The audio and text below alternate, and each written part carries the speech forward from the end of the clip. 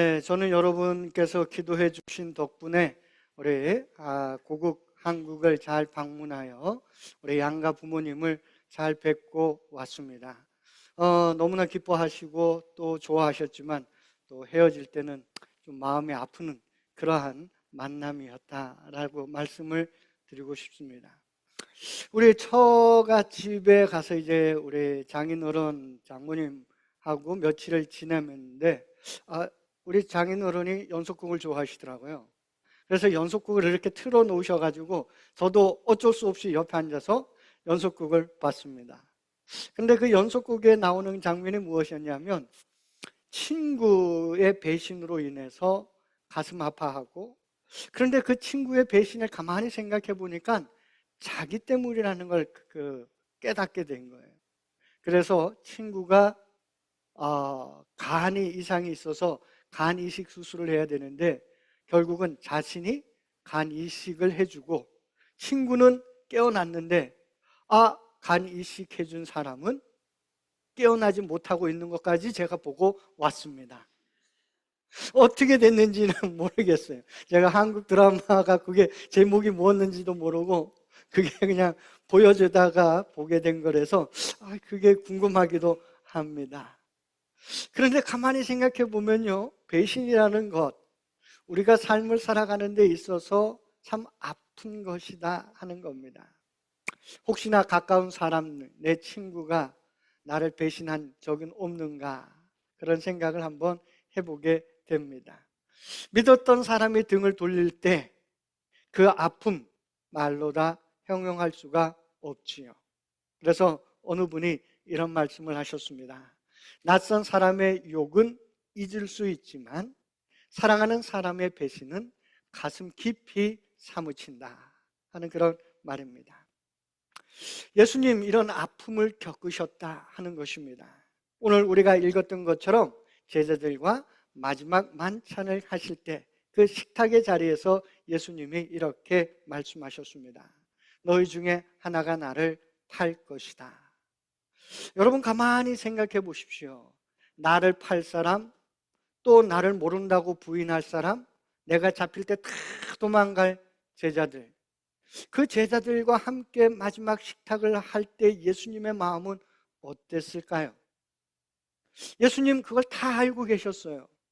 그렇기 때문에 한 사람이 나를 팔 거다 이렇게 말씀하셨습니다. 그런데 놀라운 사실은요, 예수님은 그 배신의 자리 한가운데에서 자신의 살과 피를 나누어 주셨다 하는 것입니다. 바로 우리는 이 장면 속에서 예수님의 삶, 그리고 우리의 삶에 대해서 배우게 되고 예수님의 그 은혜를 새롭게 깨닫게 됩니다. 예수님께서 제자들에게 말씀하셨죠. 앞서 말씀드린 대로 너희 중에 하나가 나를 팔리라. 성경을 읽어보니까 제자들이 어떻게 반응했습니까? 깜짝 놀랐습니다. 주여, 저는 아니지요. 성경에 딱 한 번만 얘기되어 있어요. 그런데 딱 한 번만 제자들이 얘기했을까요? 아닐 겁니다. 주여, 저는 아니죠. 그러면 12명이었으니까 한마디씩 했겠죠.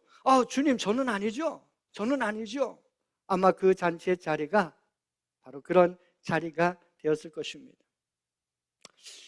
대반은 유다만의 이야기가 아닙니다. 그 자리에 있던 사람들, 앞서서 말씀드린 것처럼 겟세마네 동산에서 다 도망갔습니다. 베드로는 예수님을 3번이나 모른다고 부인하였습니다. 바로 그것이 우리들의 모습이다 하는 겁니다. 믿음을 지키겠다고 하지만은 현실 앞에서 넘어지고 흔들릴 때가 얼마나 많은지, 그것이 우리의 믿음의 현실이다 하는 것입니다. 제자들도 굳게 맹세했지만 믿음이 약하여 그 믿음을 지키겠다고 했지만 현실 앞에서 넘어지고 흔들린 사람들이 제자들이었습니다. 바로 우리들의 모습이 그런 모습이 아닌가 생각합니다. 그런데 중요한 게 있습니다. 바로 그런 제자들, 예수님 식탁에서 그들을 내쫓지 않고 그 식탁에서 그들과 함께 식사를 하셨다라는 것입니다. 그것이 무엇입니까? 그것이 바로 예수님의, 주님의 은혜라 하는 것입니다. 바로 우리를 향한 은혜가, 우리 주님이 베푸시는 은혜가 바로 그런 은혜인 줄로 믿습니다. 우리가 믿음을 지키겠다고 약속하지만 현실 앞에서 흔들리고 넘어질 때, 그때도 우리를 당신의 식탁의 자리에 초청하셔서 함께 하시는 주님의 은혜, 그 은혜를 기억하며 살아가는 우리가 되기를 소망합니다. 오늘 교회에서 이렇게 오늘처럼 성찬이 준비되었는데 한 청년이 목사님에게 말하였습니다. 목사님, 저는 이번 주에 너무 많은 죄를 지어서 성찬에 참여 못할 것 같습니다. 저는 자격이 없습니다. 그랬더니 목사님이 이렇게 대답하셨습니다. 맞다. 우리 모두는 자격이 없다. 그래서 성찬이 은혜다. 이렇게 말씀하셨습니다. 그렇습니다. 오늘 성찬이 은혜인 줄로 믿습니다. 예수님은 배신자와 함께 식탁에 앉으셨습니다. 그분의 은혜는 자격이 있어서가 아니라, 우리가 자격이 있어서가 아니라 그분의 사랑에 기초하기에 우리가 오늘 이 성찬에 참여하게 되는 줄로 믿습니다. 그리고 예수님 그 자리에서 떡을 들어 이것은 내 몸이다, 또 잔을 들어 많은 사람을 위하여 흘리는 내 언약의 피다, 이렇게 말씀하셨습니다. 어떤 의미가 있겠습니까? 유다는 은 30에 예수님을 팔았지만 예수님 그 십자가에서 인류를 구속하시기 위하여 피를 흘리셨다라는 것입니다. 제자들은 두려움에 뿔뿔이 흩어졌지만 예수님은 그들을 위해서 언약의 피를 흘리셨습니다. 그것은 무엇을 말합니까? 우리의 배반이나 우리의 죄보다 더 크고 강한 것이 우리 예수님의 은혜다라는 것입니다. 자격이 있는 자가 아니라 자격이 없는 자에게 베풀어지는 것이 은혜라는 사실입니다. 미국 남북전쟁 때 한 병사가 군법을 어겨 사형 선고를 받았습니다. 그 병사의 어머니가 링컨 대통령을 찾아와서 아들의 목숨을 살려달라고 말했습니다. 그때 링컨 대통령이 이렇게 얘기했습니다. 여인이여, 당신의 아들은 은혜를 받을 자격이 없습니다.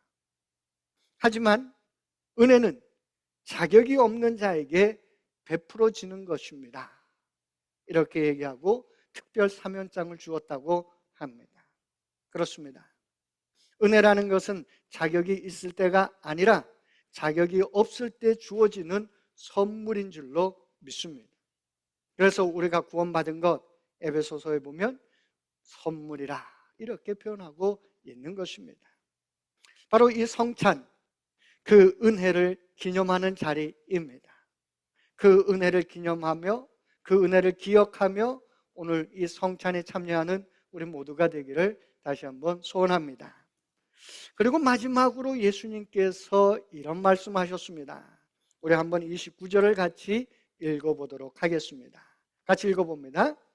그러나 너희에게 이르노니 내가 포도나무에서 난 것을 이제부터 내 아버지의 나라에서 새 것으로 너희와 함께 마신 날까지 마시지 아니하리라 하시니라.